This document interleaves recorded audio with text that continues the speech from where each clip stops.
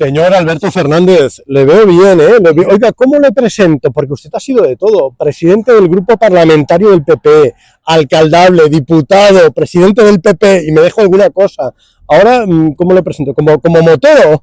Como motero, como abogado y como socio del Español. Eso, del Español también hablaremos. Sí. Oiga, ¿dónde estamos? Bueno, estamos en Collserola. Sí, estamos a poco más de 1 kilómetro de Vallvidrera, en la carretera que uniría con Sant Cugat, Vallvidrera, por este lado de la montaña, y a poco más de 1 kilómetro es una curva que tiene una historia singular y trágica. ¿Sí? Me ha gustado mucho su artículo en La Vanguardia de hoy, por eso estamos aquí. Espero que nos lo cuente. Venga.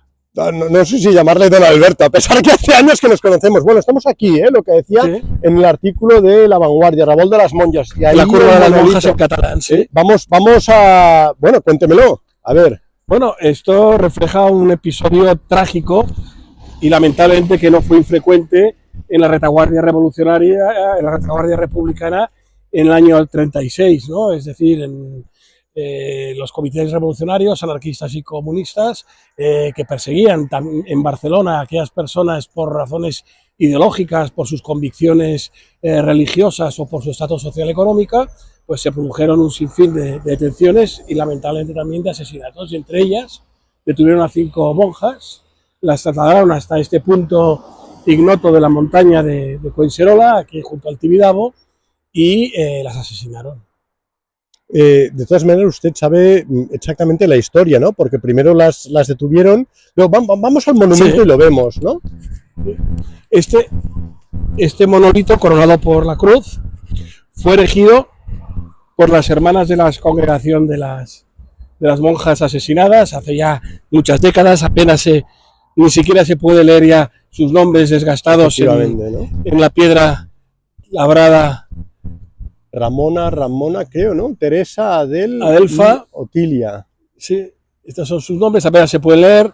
Esto lo erigieron sus hermanas de congregación en su recuerdo, años después de la contienda fratricida civil en nuestro país, y es el único recordatorio que existe. Pero como si fuera por la memoria histórica del ayuntamiento y quienes gobiernan, su asesinato nunca se habría producido, y evidentemente yo soy favorable de que se recuerde a todos aquellos que padecieron represión y muerte en nuestra guerra civil.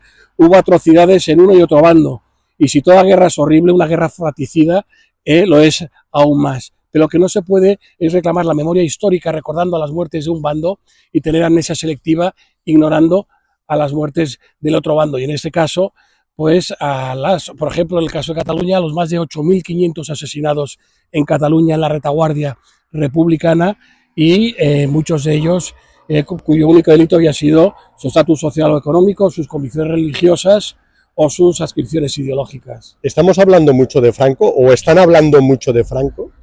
Es que Franco está muerto hace 50 años y algunos quieren vivir a costa del recuerdo de Franco para resucitar sus ideas caducas y trasnochadas en la España de hoy. Si tenemos que recordar 50 años, más que conmemorar el aniversario de la muerte de Franco, porque no recordamos que la cincuentina de años o el medio siglo que llevamos ya en democracia, en libertad, con el autogobierno más importante que, por ejemplo, Cataluña ha tenido en su historia contemporánea. ¿Por qué no ponemos el acento en lo que nos une? Y en todo caso conmemoremos para cerrar definitivamente heridas, para afianzar sentimientos y unidades, y no para buscar nuevas divisiones. ¿Es una manera de tapar problemas políticos, incluso judiciales? Sin duda. Y a ellos que tanto les gusta evocar la República, ¿por qué no recordamos al propio presidente de la Segunda República Española, Manuel Azaña, que el 18 de julio de 1938, en el mismo Saló de Cent del Ayuntamiento de Barcelona, hizo un discurso muy emotivo llamado Paz, Piedad y Perdón, donde abogaba por la reconciliación, donde constataba el error, donde ponía en evidencia lo que es lo más trágico de nuestra vida, que es una guerra, y más cuando es entre los propios hermanos, ¿no? Yo creo que tenemos que aprender el pasado para no repetirlo en el futuro, pero no evocarlo en el presente para intentar situarnos en el pasado y destruir el futuro que estamos construyendo en común y en convivencia desde hace 50 años. Esos son los 50 años que tenemos que conmemorar, los de la Constitución española, los del mayor periodo de libertad, de autogobierno y democracia de la historia contemporánea española. Nunca habíamos estado tanto tiempo juntos, unidos y sin enfrentamientos estériles. Y ahora nos ponemos otra vez a recordar Franco. Yo creo que lo único que pretende el sanchismo es abrir heridas para ver si se cierran conciencias que se están abriendo ante las sombras de corrupción y de ineficacia de su acción de gobierno.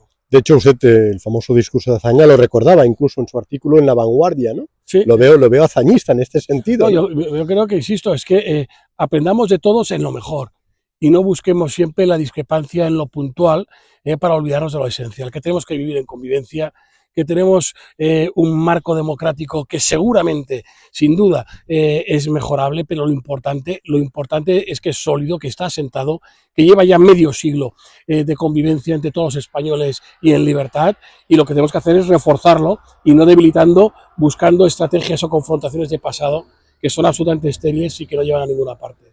Oiga, ¿y cómo sabía lo del documento? ¿Es su faceta de Motero, pero lo descubrió un día, se lo contó alguien? No, estamos en Vallvidrera, realmente está por ahí, o sea, en plena Collserola. Sí, bueno, pero esta es una y tanta historia. Podríamos haber ido a las checas de Brusi o de San Elías en Barcelona, podríamos haber ido a los muros del cementerio de Moncada, podríamos haber ido a Montjuic o al Campo de la Bota, donde murieron fusilados catalanes, barceloneses, españoles, de los dos lados, nacionales y republicanos, por unos y por otros. Y yo no les quito ni doy la razón a ninguno, simplemente creo que es el momento de recordarlos a todos, porque justo es hacerlo, pero para mirar hacia adelante y no para mirar permanentemente atrás.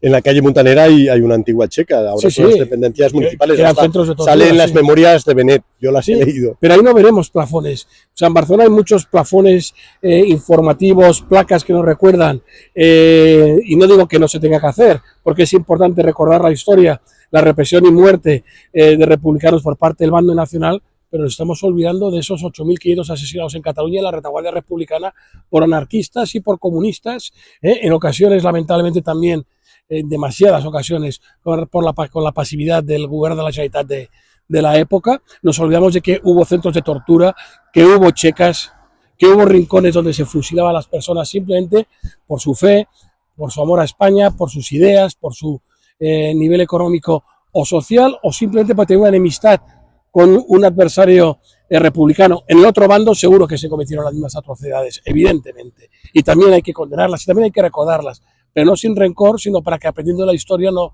lo olvidemos y asentemos aún más y afiancemos aún más nuestro presente y nuestro futuro en democracia, en libertad y convivencia. ¿Es un tema tabú o nos venden solo una parte de la historia, sin evidentemente sin menoscabo de la represión franquista, que evidentemente luego duró mucho más, ¿no? Pero en Cataluña, lo que decía usted, ¿no? Hay más cifras más o menos oficiales, más de 8.000 ejecutados, muchos de los cuales eran abandonados aquí en Collserola, o incinerados en la Rabassada, en la cementera de Moncada, ¿no? Sí, en el muro. Por eso es que la memoria histórica no puede ser la amnesia selectiva. No puedes recordar el pasado únicamente ciertos episodios olvidándote de otros. Unos y otros eran igual de trágicos, igual de lamentables, que nos deben avergonzar y que además nos abren unas heridas porque era una guerra fratricida entre hermanos. Pero hay que recordarlo todo. Y hay que informar de todo, porque si no, las generaciones del presente y del futuro únicamente tendrán conocimiento como si los malos eran unos y los buenos eran otros. No. En una guerra todos pierden, incluso los que creen que habían ganado. Y lo que no puede ser es que con el paso del tiempo, los que consideraban que habían perdido crean que ahora ganan y derrotan a los que habían ganado, porque al final quienes padecieron las peores atrocidades de la guerra civil no fueron los sumos responsables de un bando o del otro, sino fueron los que tocó vivir una guerra entre hermanos en un bando o en otro porque simplemente vivían en esa zona, fuera nacional o fuera republicana. ¿La izquierda no ha digerido el hecho de que Franco muriera en la cama? Bueno, no sé si lo dijeron, pero fue una realidad.